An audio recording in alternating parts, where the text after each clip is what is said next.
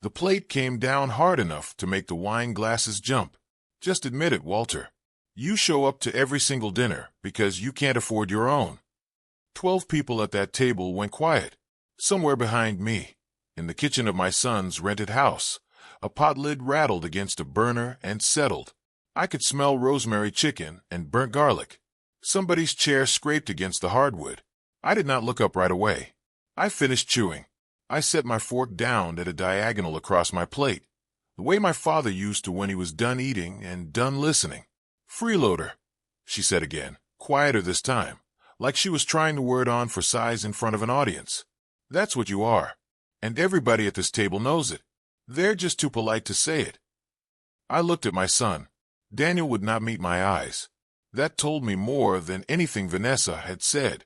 I had absolutely no idea, sitting in that borrowed dining chair with garlic on my fingers, that in 11 days I would be standing behind a hostess stand 3 miles away, watching my daughter-in-law's face rearrange itself in real time as she finally understood exactly whose name was on the deed to the building she was sitting in. My name is Walter Prescott. I am 63 years old, and for 31 years I told almost nobody the truth about where my money came from. I live in a single-story brick house on Larkspur Lane in Marietta, Georgia, the same house I bought in 1994 with a VA loan and a down payment I'd saved dollar by dollar working weekends. It is 14 minutes from downtown Marietta on a good day, 18 if the trains are running through the crossing on Roswell Street. The yard has a Bradford pear tree in the front that drops white petals every April like snow that never gets cold, and a chain-link fence in the back that I have meant to replace with something nicer for at least a decade. I never got around to it. There always seemed to be something more important. For 34 years, I worked construction. I started as a laborer at 19, carrying lumber and mixing mortar for a foreman named Hollis Reed, who used to say a man's handshake told you everything you needed to know about him before he ever opened his mouth. I became a framer, then a foreman myself, then a superintendent running 3 job sites at once for a general contractor out of Smyrna. My hands still carry it. There's a permanent half-moon scar on my left palm from a table saw kickback in 1988, and my knuckles ache before it rains, every single time, like a barometer nobody asked for. I retired from active field work 4 years ago, though I still consult 2 days a week, because sitting still for an entire day makes my back worse, not better. There's one job I still think about more than the others, a school gymnasium we framed in 1991 during a July, so hot the tar paper would blister if you left it in direct sun too long. A young apprentice named Ray fell 11 feet off a ladder that summer, cracked 2 ribs, and I drove him to the hospital myself instead of waiting on an ambulance because I didn't trust how long the wait might be out in that part of the county. Ray still sends me a Christmas card every year, 33 years later, always signed the same way. "Still walking because of you, Walter." I keep every one of those cards in a shoebox in my closet, next to the fireproof box with the restaurant deed in it. I have never told anyone that those 2 boxes sit side by side. It occurs to me now, telling you this, that maybe they belong together. One proof that I showed up for people, the other proof that showing up eventually built something worth protecting. My wife's name was Carol. She passed 11 years ago, in March, on a Tuesday, at 4:52 in the afternoon, in a hospital room on the 4th floor of Wellstar, Kennesaw, with the blinds half open and afternoon light coming in sideways across the bed. I remember the exact time because I was looking at the clock on the wall when the machines changed their sound, and some part of my brain has never let go of that number. Ovarian cancer, 18 months from diagnosis to the end. She used to leave a cup of coffee on the counter before she woke me up in the mornings, back when she still could. Not a note, not a word, just the coffee. Hot, sitting there like proof that she'd been thinking about the day ahead and about me before either of us was fully conscious. I have never once, in 11 years, made a pot of coffee in that kitchen without noticing the absence of that cup. Daniel is our only son. He is 34 now, an actuary for an insurance firm downtown, careful with numbers in a way that used to make Carol laugh. She said he'd been born already double-checking his own math. When he was 11, I built him a treehouse in the backyard, oak using scrap lumber from a job site, and he slept out there 3 nights in July even after the mosquitoes found him, because he said the treehouse was his and nobody could tell him what to do in it. I loved that kid with an intensity that used to scare me a little. The way you love something you're terrified of losing. When he was 16 and wrecked my truck backing it into a mailbox 2 streets over, he walked home in the rain rather than call me, because he'd convinced himself I would look at him differently once I knew. I found him on the porch at 11:15 that night, soaked through, and I didn't say a word about the truck for 20 minutes. I just sat down next to him on the wet steps until he was ready to talk. That is, I think, the version of fatherhood I have always tried to practice, presence before judgment, every time, even when it cost something. After Carol died, it was Daniel and me for a long stretch of hard years, eating takeout at the kitchen table, neither one of us saying much. Both of us grieving in the particular silence of 2 men who don't know how to talk about the thing that's actually happening. Some nights the only sound in that house was the dishwasher running, and I would sit there listening to it cycle and think it sounded almost like conversation, which tells you something about how quiet the house had actually become. Daniel used to come by on Sunday afternoons that first year, not to talk exactly, just to sit in his old room for an hour with the door open, and I never asked him why. I understood it without being told. Grief needs a room it recognizes, sometimes more than it needs a person to talk to. Here is the part almost nobody in my life knows. In 1996, a man named Arthur Kessler, who I'd worked a remodel for on Roswell Road, offered me a chance to buy into a struggling diner he owned outright because he was retiring to Florida and had no children to hand it to. The place was called the Iron Skillet. It was losing money. The roof leaked, and the previous manager had been skimming the till for years. Carol and I had $11,000 saved, money we'd been putting toward a bigger house. We put almost all of it into that diner instead. I told Daniel, when he was old enough to ask about money, that I did a little investing on the side. That was true, and it was also a wall I built on purpose, because Carol and I had agreed, back before he could even walk, that we did not want our son to grow up measuring himself, or measuring us, against a number. There's a smell I still associate with that decision more than the number itself. The smell of the diner's old fryer oil mixed with wet drywall, because the roof had been leaking directly above the kitchen for at least 2 winters before Arthur finally admitted it. Carol walked the place with me the day we decided, in a coat 2 sizes too big because we couldn't afford a new one that year, and she ran her hand along a countertop scarred with cigarette burns from decades before the smoking ban and said, "This place has good bones, Walter. Everything else can be fixed." I believed her mostly because I wanted to.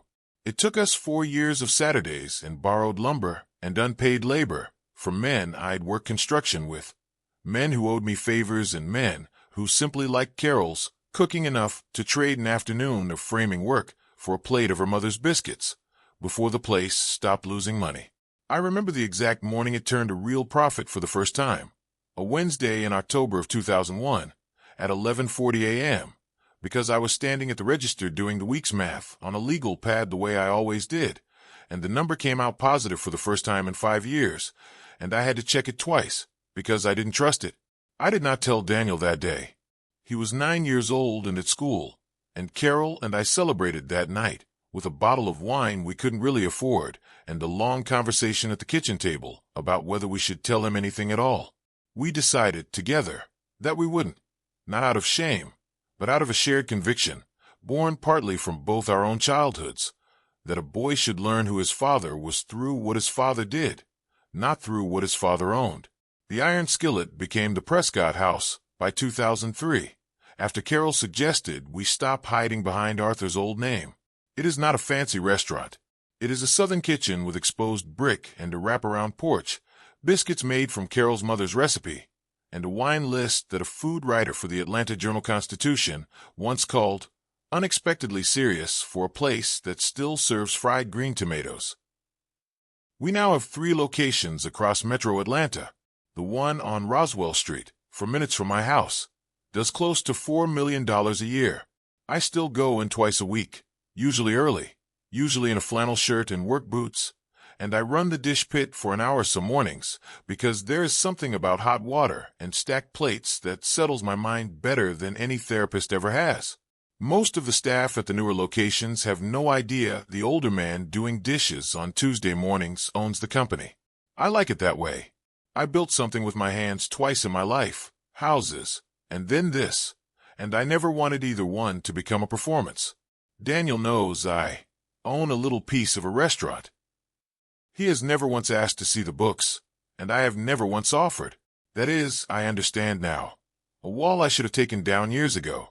Vanessa came into Daniel's life 4 years ago, introduced by mutual friends at a fundraiser. Her family is from Buckhead, old Atlanta money thinned out by 2 generations of bad investments, but still carrying itself like it hasn't noticed the thinning. Her father sits on the board of a regional bank. Her mother chairs a garden club that meets in a house with a name, not just an address. Vanessa herself works part-time at a boutique marketing firm owned by a family friend, drives a leased white Range Rover that is replaced every 2 years, whether it needs it or not, and speaks about money the way some people speak about weather, as an ambient condition of life rather than something that had to be built.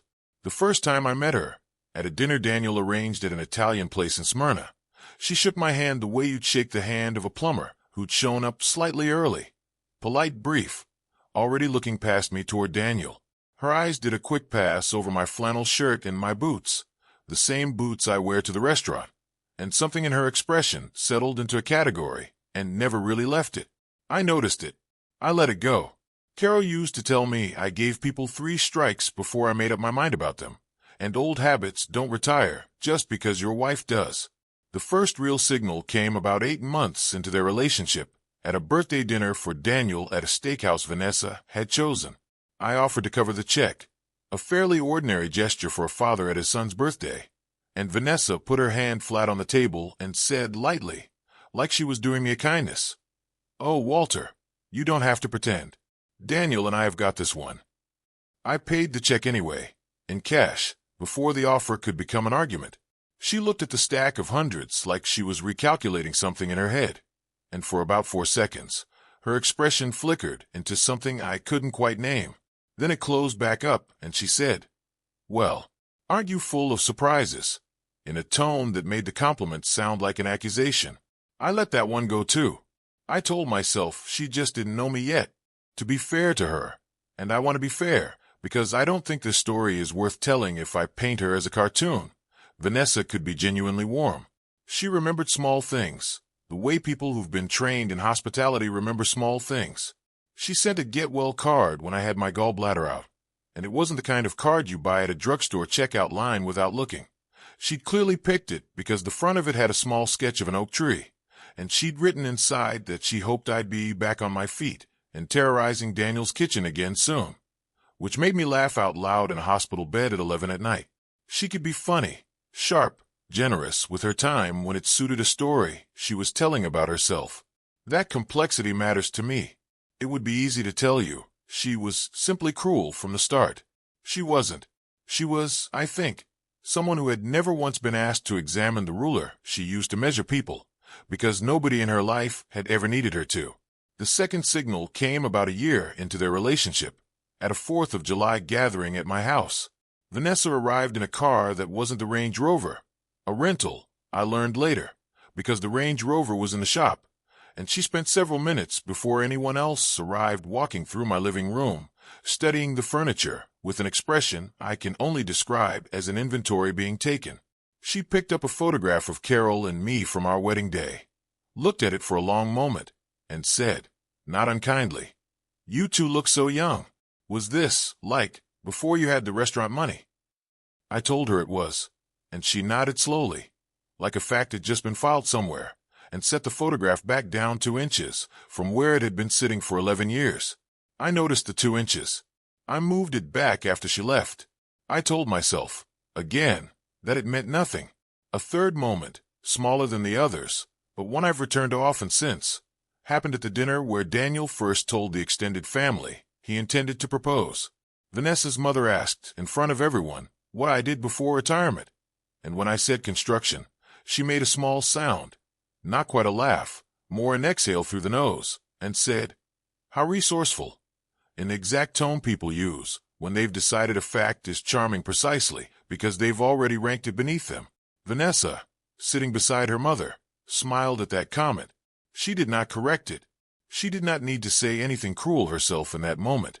Her silence did the agreeing for her, and I understood, watching it happen, that this was a language she and her mother had been speaking about people like me for a long time before I ever sat at their table.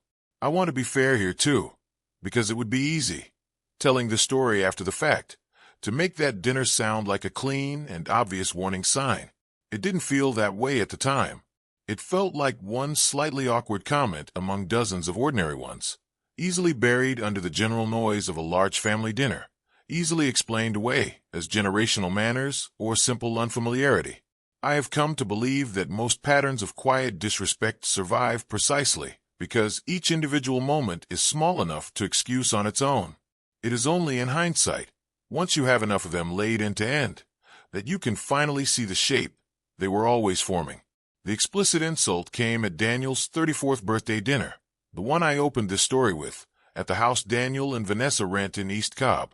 Vanessa had spent the meal talking about a family trip to Amalfi they were planning for the fall, describing it to her sister in detail, while I ate quietly at the far end of the table, and at some point in the conversation, she turned to me and asked, not unkindly on the surface, whether I had anything exciting going on this summer, or just the usual. I said I was thinking about doing some work on the house. She smiled the way you smile at a child who has just told you their plan to become an astronaut. Then, when I reached for the serving dish of green beans a second time, she said the line that put this whole story in motion. Just admit it, Walter. You show up to every single dinner because you can't afford your own. The table went quiet. I looked at my son. My son looked at his plate, and something in my chest went very still and very cold, the particular cold that has nothing to do with temperature, the cold of understanding, for the first time with total clarity, exactly how someone sees you when they think you can't hear the whole sentence. I did not raise my voice. I did not correct her. I said, "You might be right," and I passed the green beans to my grandson's empty chair instead of eating them, because my appetite had left the table before I did. I drove home that night at exactly 9:41 p.m. I remember because I glanced at the dashboard clock at a red light on Sandy Plains Road and thought, unbidden, 11 years and Carol still isn't here for this. The house was dark when I walked in. I did not turn on the overhead light. I sat at the kitchen table in the dark for a long while, in the particular quiet of a house built for two people and occupied by one, and I thought about the word freeloader landing at a table my son sat at while he said nothing. 2 days later, on a Thursday, I was in Daniel's kitchen fixing a wobbling cabinet hinge, something I do without being asked, because fixing things with my hands is the only language of care my generation of men was ever properly taught. And Daniel's work tablet was sitting open on the counter, logged into a family group chat that Vanessa had set up on a messaging app for planning the Amalfi trip. I was not looking for anything. I want to be honest about that, because the whole story hinges on it. I was reaching past the tablet for a screwdriver when a message notification lit up the screen, from Vanessa to her mother, in a thread clearly meant to be private, but accidentally mirrored into the shared family group by an app, setting neither of them had bothered to check. I should not have read it. I read it anyway. He's basically dead weight at this point, Mom. Daniel keeps making excuses for him, but honestly, it's embarrassing having him at things. I told Daniel we should start doing holidays, just the two of us, and phase Walter in too. Like, occasional lunches. Less is more with people like that. I stood there with a screwdriver in one hand and my son's father-in-law-to-be's tablet in the other, and something settled into my chest like furniture being moved into a room I did not want furnished. Not anger, not yet. Something slower and heavier than anger. A kind of grief for a version of the future I had apparently already lost, without being told. I scrolled, and I want to be honest, this part was a choice, not an accident, and found more. An earlier message, from 3 weeks prior. His whole investment thing is such a joke, right? Daniel's basically supporting him, and pretending it's mutual. I feel bad for Daniel honestly. Carrying that, her mother had replied with a laughing emoji, and the word some men just never grow past minimum wage thinking, bless him. I kept scrolling, past the point I should have stopped, past the point where I could still tell myself I was only confirming something and not excavating it. There was a message from 6 weeks back, discussing whether Daniel and Vanessa should even invite me to the wedding, as more than a formality. And one from 2 months before that where Vanessa had written, "I actually think Daniel would be relieved if Walter just kind of faded into the background. He's never said it, but I can tell he's embarrassed sometimes." That line landed harder than any of the others, because it wasn't really about me at all. It was a claim about my son's private feelings, offered with total confidence, by someone who had apparently decided she understood Daniel's inner life better than 3 decades of fatherhood had let me understand it. I sat with that particular sentence longer than any of the others in the days that followed. Not because it was the cruelest. The freeloader comment at the dinner table still holds that distinction, but because it tried to claim territory that wasn't hers to claim. She hadn't just judged me. She had appointed herself the translator of my own son's heart, deciding on his behalf what he was too polite to say out loud, and deciding, further, that his silence around me was embarrassment rather than what I believed it actually was. 34 years of a boy, and then a man, who had simply never needed to perform love for me, because we had built something steadier than performance a long time ago, back in a treehouse made of scrap lumber, back in a hospital room with the blinds half open, back in 100 ordinary Tuesdays neither of us ever thought to mention out loud. The kitchen clock above the stove read 6:14 p.m. I remember it exactly because I looked up at it the way you look up at something ordinary when you need the world to hand you back a fact you can trust. The refrigerator hummed. Somewhere outside, a lawnmower 2 yards over cut-off mid-pass. Everything got slow. Everything got quiet. The way a room gets quiet right before a storm changes the pressure in your ears. And I stood there holding a screwdriver in a kitchen I had eaten dinner in probably 200 times, feeling like a stranger had just handed me the blueprints to a house I thought I already lived in. I set the tablet down exactly where I'd found it, screen angle untouched, and I finished the cabinet hinge. My hands were steady. That surprised me more than the messages did. I did not tell Daniel that night. I did not confront Vanessa.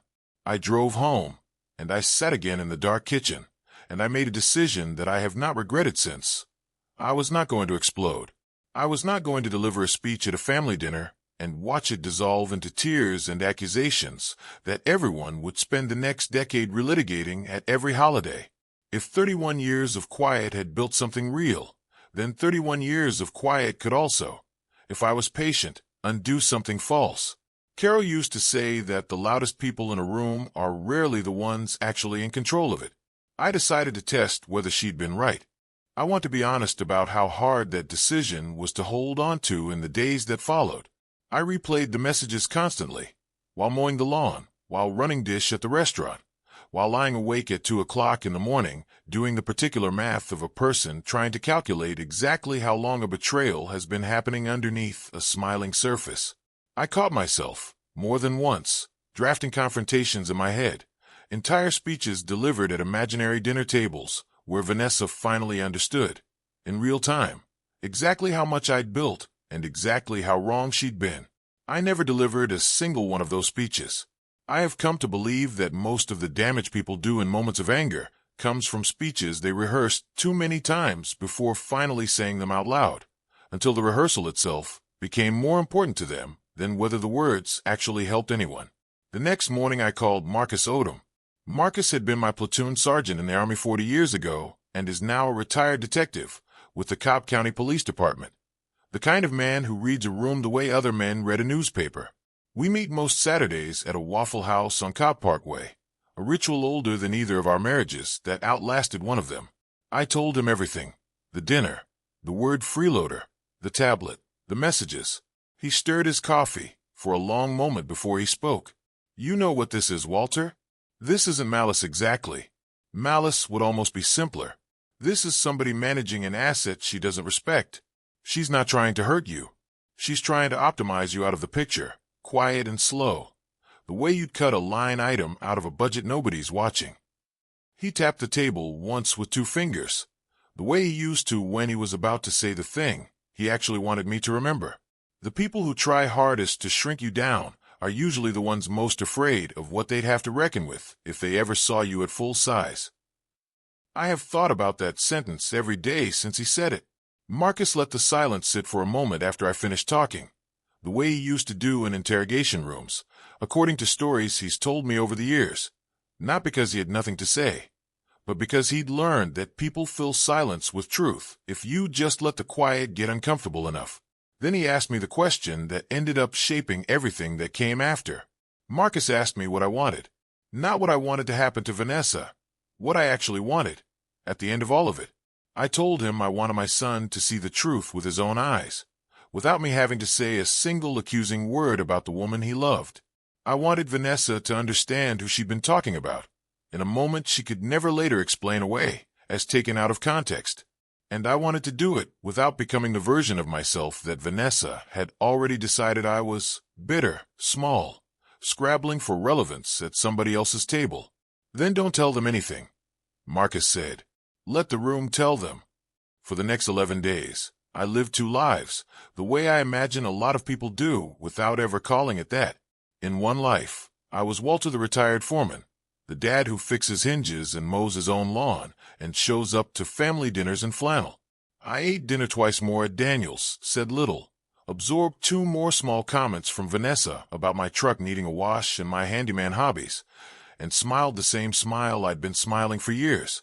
In the other life, I sat in the back office of the Prescott House on Roswell Street with my general manager, a sharp 38-year-old named Priya Anand, who has run that location for 6 years, and is one of maybe 4 employees at that address who knows exactly who I am, and I made a phone call I'd been putting off for longer than I wanted to admit. Daniel and Vanessa had been talking for months about celebrating their engagement. Daniel had proposed in the spring, a detail I'd been genuinely happy about despite everything, at what Vanessa called the only real restaurant in this city that understands hospitality, a place she'd read about in a regional magazine spread and had been dropping hints about for weeks. She did not know the address by heart. She knew it by the magazine photograph, all exposed brick and warm light, and a porch with string bulbs. She had, without ever once realizing it, been describing my restaurant to my face for the better part of a year, using words like authentic and old Atlanta charm, the way people describe things they've decided are beneath them right up until they decide those same things are aspirational. I remember the exact moment I learned which restaurant she meant. Daniel mentioned it offhand over the phone, almost apologetically, the way he mentions anything involving money now. Ven wants to do the Prescott House on Roswell for the engagement dinner. Dad, if that's not, weird for you. And I had to sit down on the edge of my bed for a moment before I answered him, because the coincidence felt less like luck and more like something had finally decided to arrange itself correctly after months of being tangled.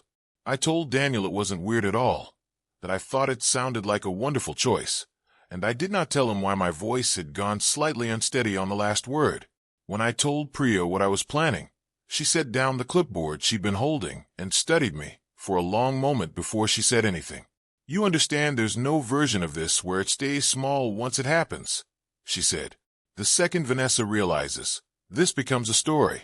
It becomes a story at their wedding, at every future holiday. Maybe even a story she tells her own kids, one day about the night she found out her father-in-law owned the whole building. Are you sure you want to be the reason that story exists? I told her I hadn't chosen for the story to need existing. Vanessa had done that months earlier, over text, without knowing anyone would ever read it back to her. I was only choosing how the ending got written. Priya nodded slowly, the way she does when she's decided to trust a decision she wouldn't necessarily have made herself, and said, "All right, boss. Let's set the table." Priya made the reservation herself, under Vanessa's name, using the online booking system exactly as any customer would have. Nothing about the process would tip Vanessa off. I asked Priya for one thing only, that on the night of the engagement dinner, I would be there, in the kitchen, in my usual flannel, doing exactly what I always do on a slow Tuesday, running dish, checking in with the line cooks, walking the floor near closing to thank regulars by name. I was not going to plan a speech. I was not going to arrange a dramatic reveal with spotlights and violins. Marcus's advice sat in my chest the whole time like ballast. Let the room tell them. During those 11 days, I kept living the ordinary version of my life, with a strange doubled attention I'm not sure I can fully describe. I ate breakfast alone at my kitchen table each morning. Same as always, oatmeal with cut banana, coffee in the mug Carol had given me for our 20th anniversary, with a small chip on the handle I'd never bothered to have repaired. I drove to the restaurant on my usual mornings and ran dish for an hour, elbow deep in water hot enough to turn my hands pink. And nobody on that line had any idea that the quiet older man scrubbing hotel pans was 3 weeks away from a moment that would reshape his son's marriage before it had even fully begun.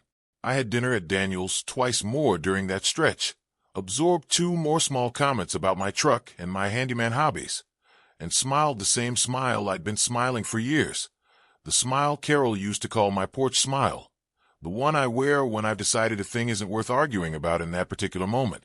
I also spent one evening, alone in my study, pulling together the paperwork Marcus had suggested, not because I intended to wave documents around like a courtroom drama, but because he'd taught me, decades earlier, that preparation is a form of respect you owe to your own future self. I found the original 2003 deed transfer in a fireproof filing box in my closet, the paper gone slightly soft at the corners with age, and the amended 2015 LLC filing that added the second and third locations. I made copies of both, and I asked Priya to pull the current ownership documentation from our accountant, clean and current, dated that same week. I put both folders in my truck, in the glove compartment, and told myself I likely wouldn't need either one. I brought them anyway. Marcus's rule again: never bring a feeling to an argument somebody's trying to win with facts. One of those 2 dinners during the 11-day stretch has stayed with me in particular detail. It was a Sunday, Daniel grilling chicken thighs on the back deck, while Vanessa set the table inside, and at one point she called through the sliding door, half joking, asking whether I'd finally decided to treat myself to some new boots, gesturing at the same worn pair I'd been wearing for 6 years. I said the old ones still had some good miles left in them, and she laughed the particular laugh of someone who thinks they're being playful and has no idea they're being witnessed doing something they'll later regret. I sat at that table, ate Daniel's chicken, complimented Vanessa's rice, and drove home afterward with the folder from that afternoon's paperwork still sitting untouched in my glove compartment, a version of the future waiting quietly a few feet away from a version of the present neither of us yet knew was ending. I did assemble one piece of preparation, and I'm not ashamed of it. I asked Priya to print, quietly, a copy of the deed transfer and the current LLC ownership filing for the Prescott House Restaurant Group, the document that lists Walter A. Prescott as sole managing member, dated originally 2003 and amended in 2015 when we opened the 3rd location. I did not plan to wave it around. I simply wanted it to exist in a folder in my truck, in case a moment came where words alone wouldn't be believed. Marcus, when I told him this, nodded slowly and said, "Good. Never bring a feeling to an argument somebody's trying to win with facts." The dinner was on a Tuesday, the 14th of the month, at 7 p.m.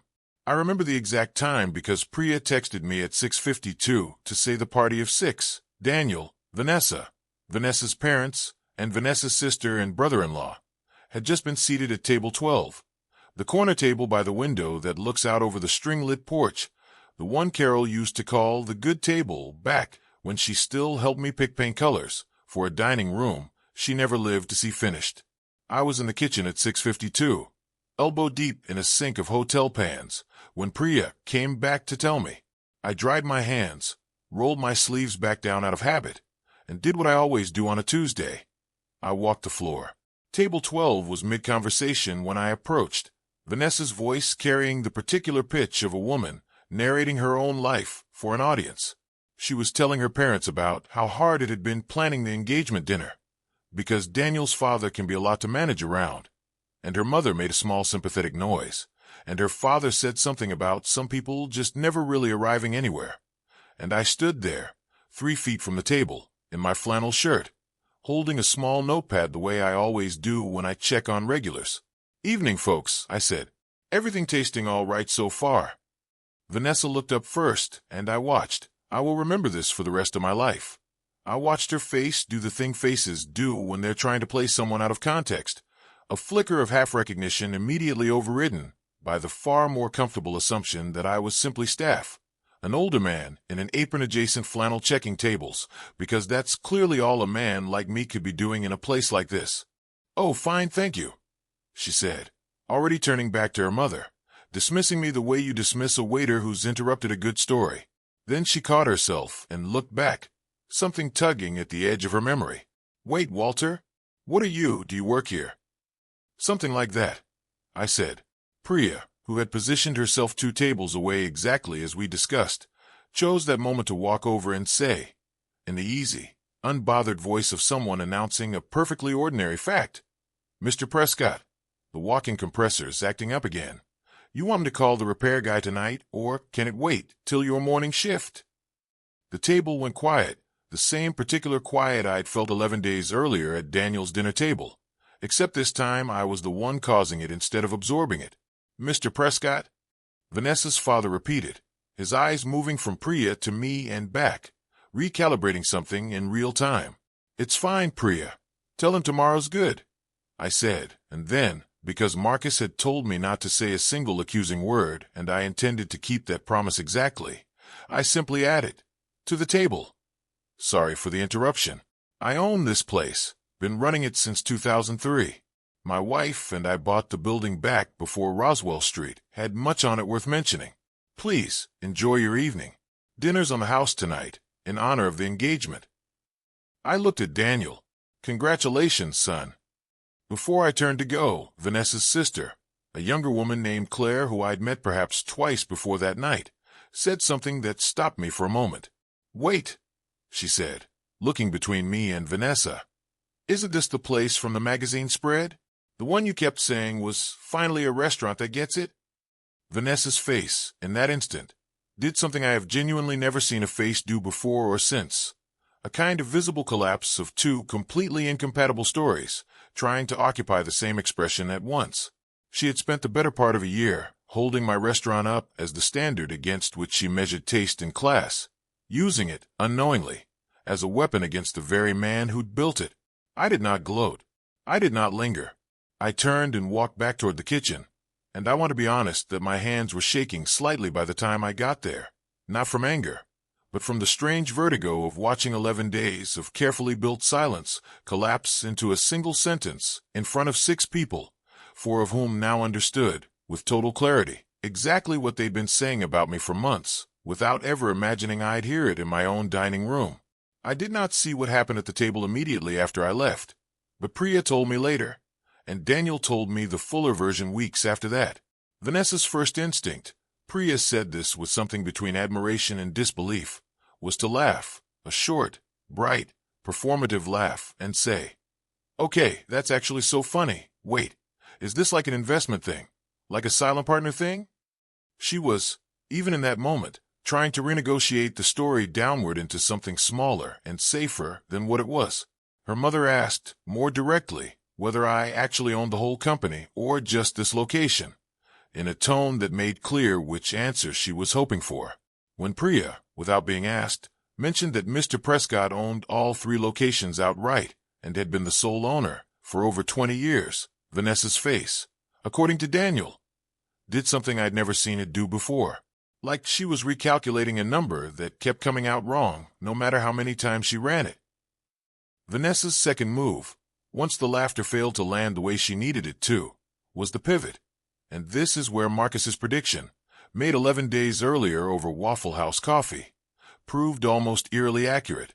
She reportedly turned to Daniel and said, quietly enough that she thought the table couldn't hear, but not quietly enough that they didn't. This actually kind of hurts. That he never told us. Like, why would he let us think? This feels almost cruel, honestly, letting us find out like this in front of my parents. She was, in real time, attempting to become the injured party in a story where she had spent the better part of a year calling her fiancé's grieving widowed father dead weight to her mother over text. Daniel told me later that this particular moment was the one that actually made something click into place for him, more than the folder. More than Priya's comment about the walk-in compressor, more than any single piece of evidence I'd assembled over 11 days. He said he watched Vanessa try to redirect the room's sympathy toward herself within seconds of the truth surfacing, and some part of him recognized, for the first time with total clarity, that he had watched her do a smaller version of that exact maneuver a dozen times before, at restaurants, with waitstaff, with her own sister, and he had simply never had a reason strong enough to name it until it happened to his father in front of 6 people who couldn't look away.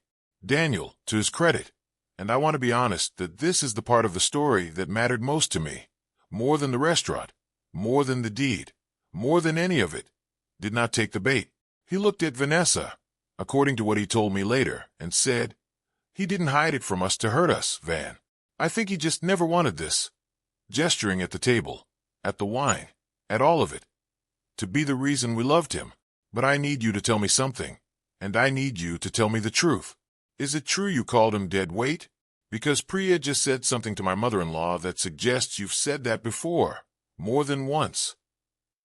Vanessa's third stage, the one Marcus had called self-destruction, the one that needs no push from anyone because the person walks into it entirely on their own, arrived about 90 seconds later, when Vanessa's brother-in-law, who had clearly not been briefed on any of this and had no particular stake in managing the moment, said, half joking, trying to cut the tension, "Vanessa did call him a freeloader at his own son's birthday dinner, though. I remember because I thought it was kind of harsh at the time." Vanessa, cornered now on 2 sides at once, said the sentence that Daniel told me he will never fully unhear. "Well, how was I supposed to know? He dresses like he can't afford a haircut. That's not on me. That's on him for not just being honest about what he actually is." The table went silent a third time that night, and this silence, Daniel told me, was the one that actually mattered, because it was the moment his fiancée revealed, without any prompting from me at all, that the problem had never been the money. The problem had always been what she believed a man in a flannel shirt was allowed to be worth. I was not present for the part that came next, but Priya was, because Vanessa's father asked to speak with the restaurant's owner directly, and Priya walked back to get me. I want to say plainly that I did not enjoy the next 5 minutes, not the way a person enjoys revenge in a story. I felt mostly tired. Vanessa's father, a heavy-set man named Gerald Whitfield, who sits on the board of a regional bank and has spent his adult life around money, at least had the decency to stand when I approached the table and extend his hand properly this time, the way you shake the hand of someone you've just recalculated. "Mr. Prescott," he said, "I think some apologies are owed here tonight, and I don't think they're mine to make, but I wanted to say, for what it's worth, that a man who built 3 restaurants from a struggling diner and never once mentioned it at a dinner table has more class than most men I've done business with who mention their net worth before they mention their own name." It was, I'll admit, a decent thing for him to say, and I told him so. He hesitated a moment, then asked, in the careful tone of a banker who has spent his career double-checking claims before he acts on them, whether I minded him asking to actually see something.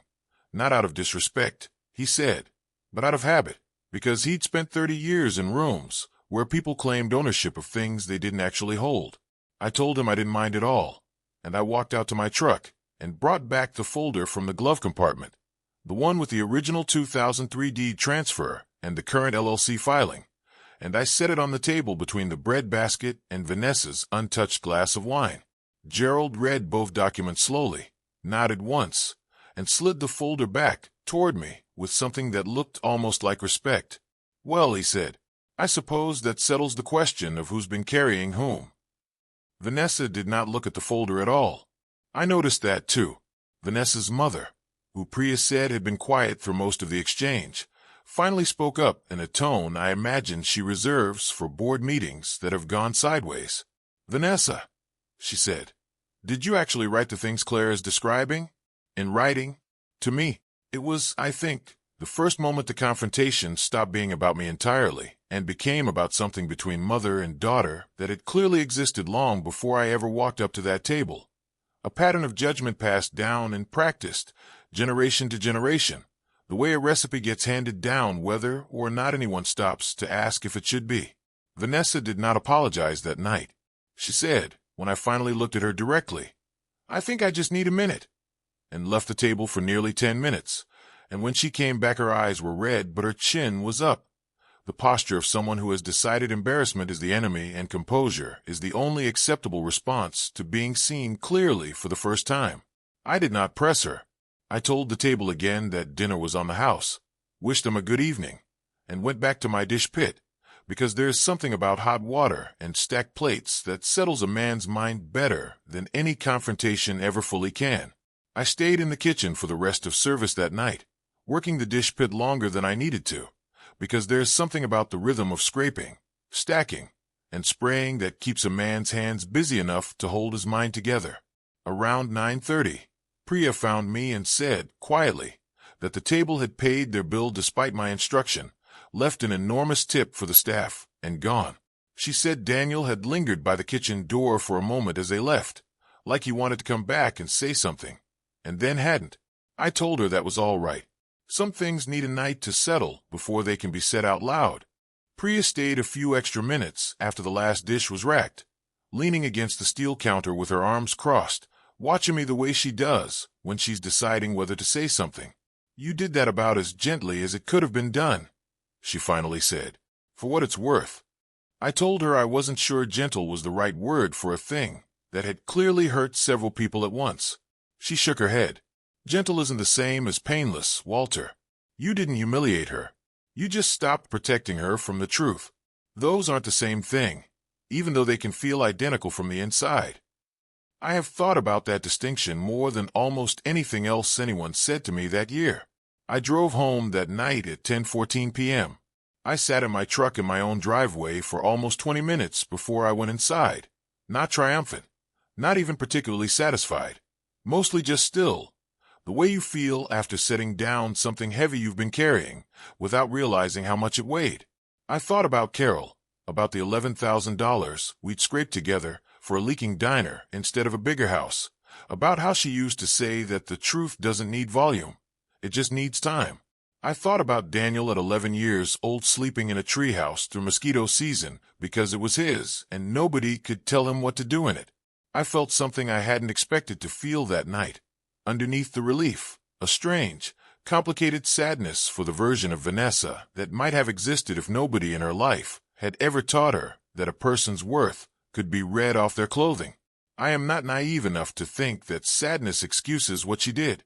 It simply sat there next to everything else, refusing to be sorted into a simpler feeling. I have noticed, in the years since, that this complicated feeling never fully resolved into something cleaner. I did not wake up the next morning triumphant, and I have not, in the 14 months since, felt anything I would honestly call victory. What I have felt more consistently is a kind of settled clarity, the sense that a true thing finally got said out loud in a room where it belonged, regardless of how uncomfortable the saying of it turned out to be for everyone at that table, myself included. Daniel called me the next morning at 8:03. He didn't say much at first, just, "Dad, I need you to know I had no idea." And I told him I believed that completely, because I did. His voice had the particular flatness of someone who hadn't slept, and I could hear, underneath it, the sound of his own kitchen, a coffee maker finishing its cycle, a chair scraping against tile. I didn't ask if Vanessa was in the room. I decided it wasn't my business to ask. We talked for over an hour. He asked why I'd never told him about the restaurant, and I gave him the honest answer, that his mother and I had decided, before he could even walk, that we didn't want him measuring himself against a number, and that somewhere along the way that decision had calcified into a habit I probably should have broken years earlier. He asked if I was angry at Vanessa. I told him the truth, that I wasn't angry so much as I was grieving, quietly, for the family dinners of the last 4 years that I now understood had been happening under a kind of silent judgment I hadn't been allowed to see clearly until 11 days ago. The engagement did not end that week, though I want to be honest that for about a month it seemed uncertain.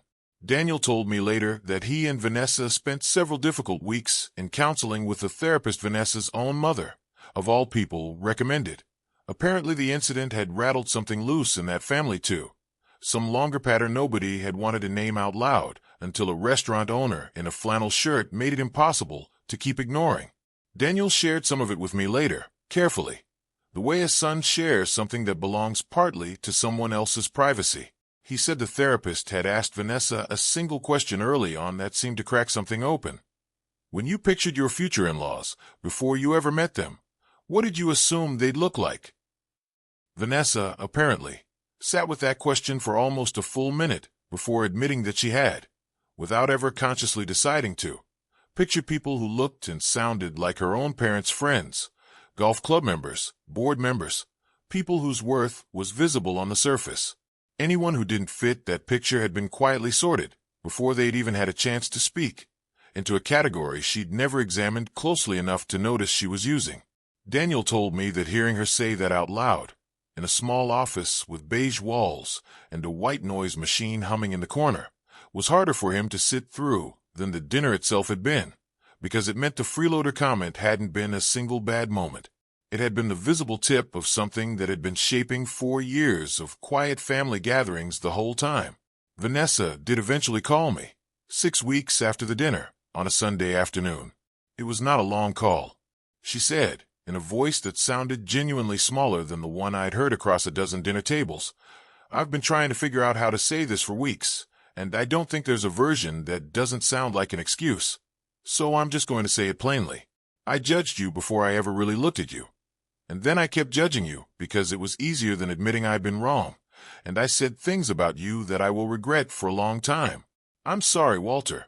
I don't expect you to just accept that and move on. I just needed you to hear it." I told her I appreciated her saying it, and I meant that. I did not tell her everything was forgiven in that single phone call, because it wasn't, not yet, and I have never believed dignity requires pretending a wound closed faster than it actually did.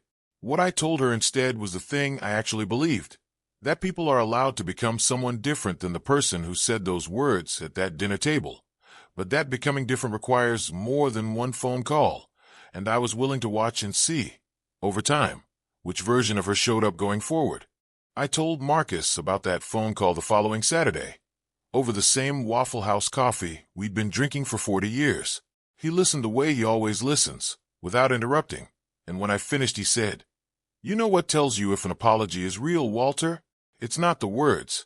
It's whether the person's behavior actually costs them something afterward. Words are free. Change isn't." I have carried that sentence with me through the 14 months since, watching, the way he suggested, for the cost rather than the apology. That was 14 months ago. Word travels quietly through a family, the way water finds the low points in a yard without anyone directing it. Vanessa's mother, I learned much later through Daniel, stopped hosting her garden club gatherings for almost 2 months after that dinner, apparently unsettled by how easily the pattern she'd modeled for her daughter had been exposed at someone else's table. Vanessa's father began, according to Daniel, occasionally referencing me at his own business dinners as an example of the kind of quiet operator you should never underestimate, which I found almost funny in a tired sort of way. The same man who once measured me by my flannel shirt now used me as a cautionary tale for younger colleagues. I don't know what became of the rest of that particular pattern in Vanessa's family, and I've decided it isn't mine to track. Some threads you're allowed to simply set down once your part of the story is finished. Daniel and Vanessa were married 8 months ago, in a small ceremony at a garden venue in Roswell, and I want to tell you honestly that Vanessa asked me, 3 weeks before the wedding, whether the Prescott house would cater the rehearsal dinner, not as a favor, not as an obligation, but because, in her words, "It's actually the best food either of our families has ever had, and I'd rather stop pretending I don't know that." I catered it myself, alongside Priya and 2 of our longtime line cooks, and I watched Vanessa's father shake my hand a second time that night, this time without any recalculating in his eyes at all. I still live in the same brick house on Larkspur Lane. The Bradford pear still drops its petals every April like cold weather snow. I still drive the same truck, still wear flannel to the restaurant twice a week, still run the dish pit on slow Tuesday mornings, because hot water and stacked plates remain the closest thing I found to therapy. The chain-link fence in the back is still not replaced, though Daniel has started bringing tools over on Saturdays to help me finally do it. And there is something in the particular quiet of 2 men working side by side on a fence that reminds me, in the best way, of a tree house built from scrap lumber a long time ago. Vanessa comes to Sunday dinner, now roughly twice a month, and I'll admit the first few times were stiff, careful, both of us circling old wounds like they were furniture we hadn't yet learned to walk around in the dark. 2 weeks ago she showed up early, before Daniel got off work, and helped me shell butterbeans on the back porch without either of us saying much at all. And when she finally spoke, she asked me, genuinely, I think, for the first time, what it had actually felt like, all those years, running a restaurant nobody in the family knew about while wearing work boots to dinner. I told her the truth, that it had felt like freedom, mostly, and occasionally like loneliness, and that I hadn't fully understood until 11 days of quiet planning just how much those two things had been tangled together the whole time. Daniel and I finally finished the chain link fence 3 Saturdays ago, replaced it with cedar, the two of us sweating through July heat with a level and a post-hole digger, stopping every hour or so to drink sweet tea Vanessa brought out on a tray without being asked. When we finished, Daniel stood back, looked at the new fence catching the late afternoon light, and said, "Mom would have liked this one better." I told him she would have, and for a moment neither of us said anything else, and that silence, unlike the ones at Daniel's dinner table a year earlier, was the good kind, the kind two people share when they both understand exactly what isn't being said and don't need it said anyway. I think about Carol often when I stand at that fence now, running my hand along the new cedar the way she used to run her hand along the scarred countertop of a leaking diner in 1996 and tell me the bones were good. Everything else could be fixed. I believe she would have found the whole story almost funny, in the particular way she found most human foolishness funny, rather than infuriating. Not because the hurt in it wasn't real, but because she always had a longer view of people than I did, a patience for the slow unfolding of who someone might eventually become if you gave him room enough and time enough to get there. I have tried, this past year, to borrow some of that patience for myself, and mostly, I think, I have managed it. I still eat oatmeal most mornings in the mug with the chipped handle. I still run the dish pit 2 mornings a week. And last month a new 16-year-old dishwasher named Trevor asked me, entirely sincerely, whether I'd always worked in restaurants, and I told him I supposed I had, in one way or another, since 1996, which was true enough not to feel like hiding anymore. If you are watching this and you recognize some version of yourself in it, the parent who's been quietly diminished at their own family's table, the person carrying more than anyone around you realizes, the son or daughter who's watched a parent absorb an insult without ever raising their voice, I want to say something to you directly, the way I wish somebody had said it to me a long time before that dinner ever happened. Money does not change people. It reveals them. It reveals who respected you before they knew what you were worth, and it reveals who was only ever measuring you by the wrong ruler the entire time. And here is the harder truth underneath that one. Dignity is not the same thing as silence. I spent decades believing that not talking about what I'd built was the same thing as humility, and there is some truth in that, but I have learned, later than I would have liked, that silence can also become a kind of hiding, and hiding can cost you years of being fully known by the people you love most. I want to say one more thing about that, because I think it's the part people miss most easily in stories like this one. It would be simple to walk away from this thinking the lesson is, keep a secret. Wait for the perfect moment, and let the truth humiliate the people who wronged you. That was never really the lesson I took from it, even in the moment it was happening. The actual lesson is quieter and harder to sit with. It is that the people who love you deserve to know you fully, not just the parts of you that are convenient or comfortable to reveal, and that withholding yourself, even for good reasons, even out of love, even to protect a child from growing up measuring his own worth against a number, is still a form of distance. And distance, left alone long enough, eventually gets misread as absence. If you are the adult child watching your own spouse or partner quietly diminish one of your parents, at dinners, in comments that sound like jokes, in the small daily arithmetic of whose feelings get protected and whose don't, please do not wait for a dramatic reveal to say something. I got lucky. Not every family gets a restaurant to walk the truth in through the front door. Most families only get the truth if somebody finally says it out loud, on a normal Tuesday, over an ordinary dinner, before 11 years pass instead of 11 days. And if you are the person doing the diminishing, if some part of you, watching this, recognized your own voice in Vanessa's, I will tell you what her father told me that night, because I think about it often. A person who never once mentioned what they'd built while you were busy deciding what they were worth has more class in their silence than most people manage, with all their volume. It is not too late to recalculate. It is only too late once you've decided you'd rather be right than be kind. If you are an adult child right now watching one parent quietly absorb disrespect from your spouse, your partner, or even your other parent, and you've told yourself it isn't your place to intervene, I want to gently push back on that. Silence from the person who loves both sides of that equation is rarely neutral. It usually reads, to the person being diminished, as agreement. You don't have to start a war at the dinner table. You do have to say something, privately, honestly, before the pattern becomes so normal that nobody in the family remembers it was ever cruel in the first place.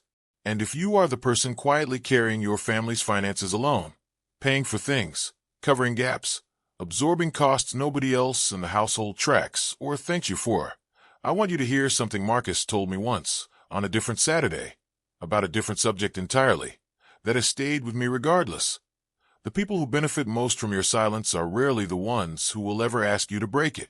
You are allowed to be seen for what you actually carry, even if you've spent years being careful not to make anyone else feel small by mentioning it. And if you are someone still inside the hard part of a story like this one, still sitting at table, still absorbing a word like freeloader without knowing yet whether the truth will ever get its own moment to speak, I want you to hear this clearly. You do not owe anyone a dramatic reveal on their timeline. You are allowed to wait until the truth can arrive on solid ground, instead of in the heat of an argument nobody will remember accurately afterward. Patience is not the same thing as permission. You can be patient and still, eventually, be seen. If you are someone who loved correctly, who showed up, who paid quietly, who never once made your worth conditional on being thanked for it, and you were still hurt anyway, I want you to hear this too. You loved correctly. They acted incorrectly. Those are two completely different things, and only one of them was ever within your control. Here is one practical thing I'd ask you to do this week, whichever side of the story feels closest to your own life. If there is someone in your family you have quietly filed away as less than what you assumed they were, because of their clothes, their job, their car, the way they talk about money or don't, spend 1 hour with them doing something ordinary. Not a big conversation, not a confrontation, just an hour of actual attention, the kind you'd give someone you respected from the start. You may find out nothing new at all, or you may find out, the way Vanessa did, that the person you'd already decided was small had been carrying something enormous the entire time, quietly, without ever once asking you to notice. And if you are the one carrying the enormous thing quietly, if some part of tonight's story felt less like fiction and more like a mirror, here's a second, smaller action for you specifically. Tell one person this week the truth you've been managing alone. Not everyone, not the whole family at once. One person you trust, in one ordinary conversation, before another 11 years pass instead of 11 days. Silence protected me for 3 decades. It also cost me things I did not fully understand I was losing until a tablet lit up on a kitchen counter and told me exactly how invisible I had allowed myself to become. Is there someone in your life you have already decided the ending of, without ever actually finishing the story? And if there is, what would it cost you this week? To simply pay attention long enough to find out you were wrong. Drop a 1 in the comments if you believe Walter handled this exactly right by staying quiet and letting the truth reveal itself, instead of confronting Vanessa directly. Drop a 2 if part of you wishes Walter had said something sooner, at that very first dinner, instead of carrying it silently for years. Drop a 3 if this story hit closer to home than you expected. If you've been the Walter at someone's table, or if you've realized, watching this, that you might have been someone's Vanessa without ever meaning to. Tell me where you're watching this from, and what time it is there right now. Someone always watches these videos at 2 in the morning from somewhere I would never expect, and somehow it turns out to be exactly the story they needed that night. That means something to me every single time I read it in the comments. If this story meant something to you, consider staying with us here. This channel isn't really about restaurants or money or dramatic dinner table reveals. It's about the quiet people, the ones who absorb more than anyone realizes, who build things nobody sees, who deserve, eventually, to be looked at clearly. If that's you, or if you love someone like that, you're in the right place. We tell one story like this every week, always true to the same idea, that dignity, given enough time and enough patience, tends to find its own way to daylight. If you've made it this far, you already understand exactly the kind of person this channel is for. This is a fictional story inspired by real emotional experiences, fully rewritten and reimagined in Marietta, Georgia to create original content. Any resemblance to real people, locations, or events is entirely coincidental. If anything in this story matched your real life too closely, please reach out to a licensed attorney, a family counselor, or someone you trust to talk it through.